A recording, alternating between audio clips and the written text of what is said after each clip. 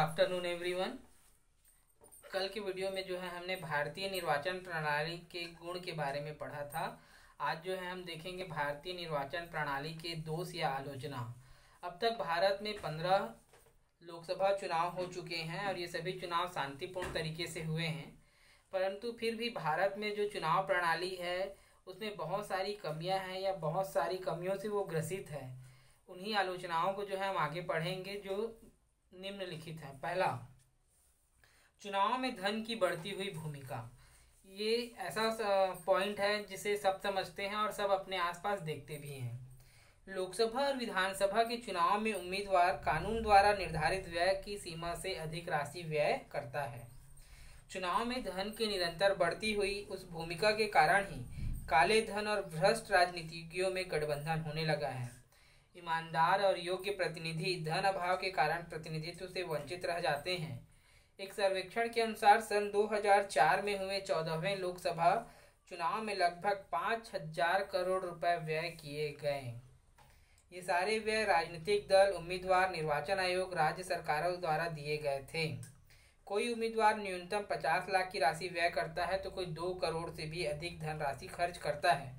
वस्तुतः चुनाव में शक्ति को नियंत्रित करना बहुत अधिक आवश्यक हो गया है। ठीक है, हम देखते हैं आज जो चुनाव है वह सामान्य वर्ग का व्यक्ति जो है चुनाव नहीं लड़ सकता है। चुनाव लड़ने के लिए बहुत अधिक धन की आवश्यकता होती है, जिसका परिणाम ये हुआ है कि जो व्यक्ति योग्य और ईमानदार है वह धन की कमी की वजह से चुनाव में भाग नहीं ले पाता है। आज एक प्रकार से जो धन बल है उसका जो है सर्वाधिक प्रयोग किया जाने लगा है। सन 2004 में जो 14वें लोकसभा चुनाव संपन्न हुए थे, लगभग उसमें 5,000 करोड़ की धनराशि जो है व्यय किया गया था। एक और महत्वपूर्ण बात, चुनाव आयोग जो है प्रत्येक क्षेत्र के चुनाव के लिए जो है एक निर्धारित धनराशि तय करती है और उसी राशि में ही जो है चुनाव लड़ना होता है। लेकिन प्रत्येक प्रतिनिधि, प्रत्याशी या राजनीतिक दल जो है तय किए गए राशि से अधिक धन व्यय करता है, जिसका परिणाम ये हुआ है कि आज चुनाव में जो है धन की भूमिका काफ़ी अधिक बढ़ गई है।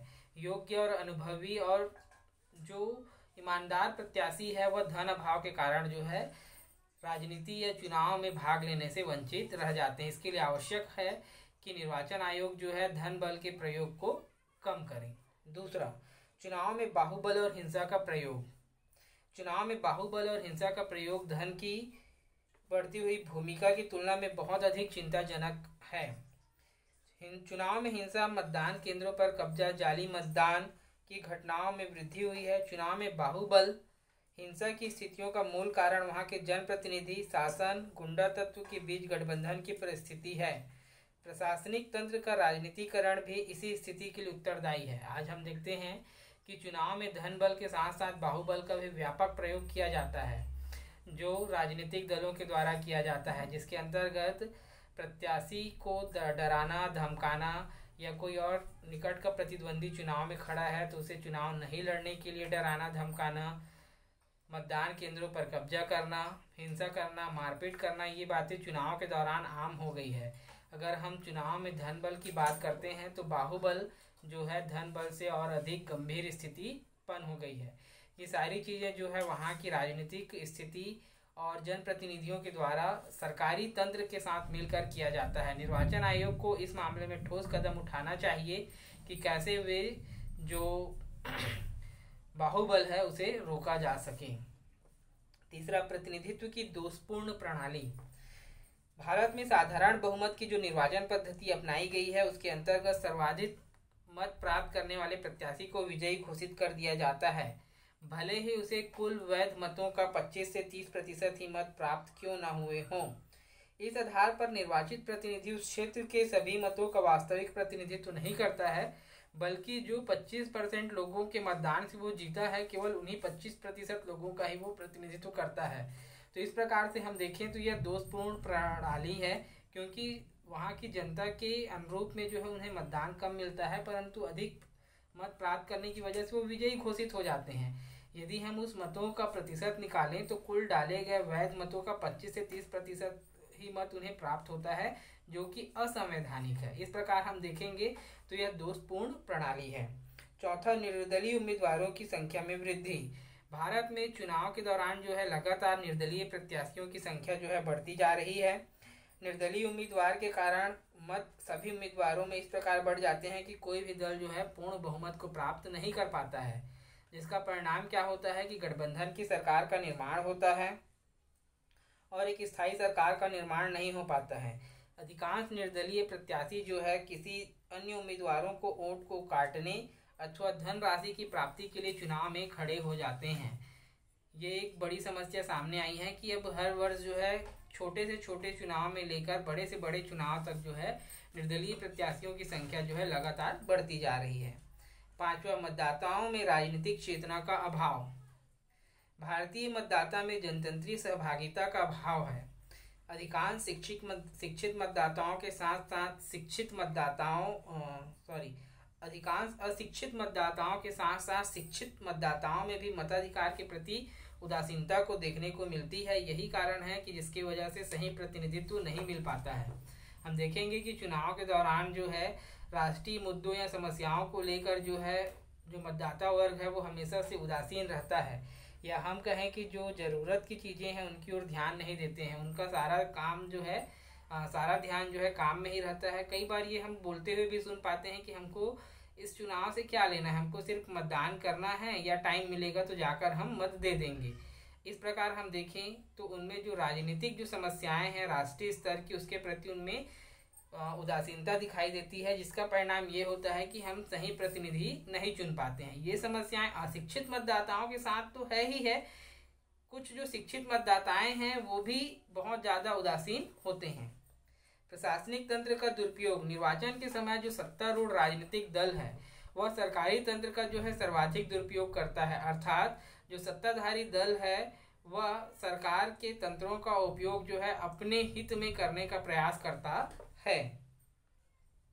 चुनाव के समय ही राजनीतिक लाभ अपने दल को दिलाने हेतु तो विकास योजनाओं, वेतन वृद्धि, अन्य रियायतों की घोषणा करते हैं। इसके अलावा शासकीय खर्चों पर शासकीय साधनों का प्रयोग जो है चुनाव प्रचार में करते हैं। आप देखेंगे कि चुनाव के समय जो है धान का बोनस बढ़ा देंगे, महंगाई भत्ता बढ़ा देंगे, अगर कोई नियमित कर्मचारी नहीं है उन्हें जो है नियमित करते हैं। ये केवल जो है चुनावी एजेंडे या चुनावी मुद्दे होते हैं जिनका मुख्य उद्देश्य जो है सत्ता को वापस प्राप्त करना होता है। साथ ही साथ जो सत्ताधारी दल है वह चुनाव के दौरान जो है शासकीय वाहनों और शासकीय खर्चों का उपयोग जो है अपने चुनाव प्रचार के लिए करते हैं।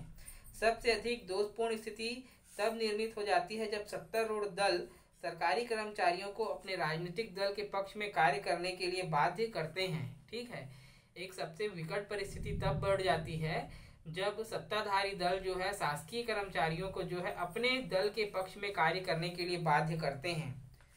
निर्वाचन कर्मचारी व अधिकारी राजनीतिक दबाव के चलते कई बार मतदाता सूचियों में हेराफेरी भी कर देते हैं। क्या होता है कि यदि किसी प्रतिनिधि को लगता है कि किसी वार्ड का जो इतने सारे लोग हैं वो मेरे फेवर में नहीं है, तो उसकी वजह से जो है उनके नाम कटवा दिए जाते हैं या उनको किसी अन्य वार्ड में जोड़ दिया जाता है। ये सारी चीज़ें जो है और सत्ताधारी दल के द्वारा किया जाता है, जो कि एक अनैतिक कार्य है। सातवां है भ्रष्टाचार। राजनीतिक दल अपने दोषपूर्ण दलीय हितों के लिए राष्ट्रीय हितों का भी बलिदान कर देते हैं। इनका उद्देश्य मात्र जो है सत्ता की प्राप्ति है। इसके लिए वे गैर संवैधानिक, अनैतिक, अनुचित कोई भी रास्ता अपनाकर मतदाता को अपने पक्ष में करने का प्रयत्न करते हैं। ठीक है, भ्रष्टाचार जो है चुनाव के दौरान चरम पर पहुंच जाता है। सभी राजनीतिक दल जो है सत्ता प्राप्त करना चाहता है, इसके लिए वे धन बल, बाहुबल एवं सभी प्रकार की तकनीकों का उपयोग करते हैं ताकि वे चुनाव में विजयी होकर जो है सत्ता प्राप्त कर सकें। इसके साथ ही साथ वे मतदाताओं को जो है हर स्थिति में अपनी ओर करना चाहते हैं। राष्ट्रीय हित, आर्थिक हित के आधार पर चुनाव न लड़कर लोगों की धार्मिक, जातीय, क्षेत्रीय, सांप्रदायिक, भाषाई भावनाओं को भड़काकर व भ्रष्ट तरीके से लोभ दिखाकर मतदाताओं को अपनी ओर आकर्षित करने का प्रयास करते हैं। कुल मिलाकर हम देखें तो चुनाव के दौरान जो है अत्यधिक अनियमितता और भ्रष्टाचार किया जाता है, जिसका मुख्य उद्देश्य होता है सत्ता की प्राप्ति। आचार संहिता का उल्लंघन।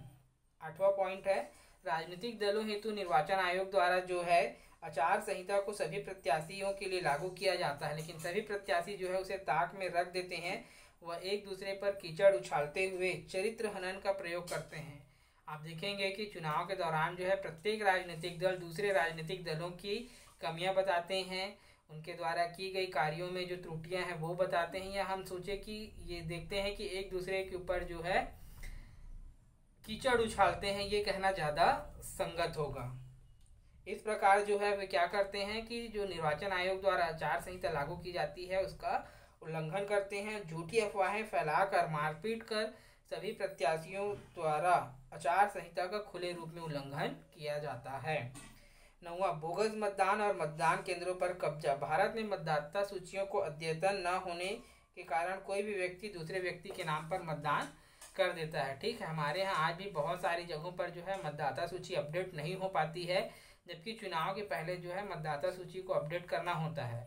अब मतदाता सूची अपडेट नहीं हो पाने के कारण क्या होता है कि कोई भी व्यक्ति जो है किसी दूसरे व्यक्ति के नाम पर जाकर मतदान कर देता है।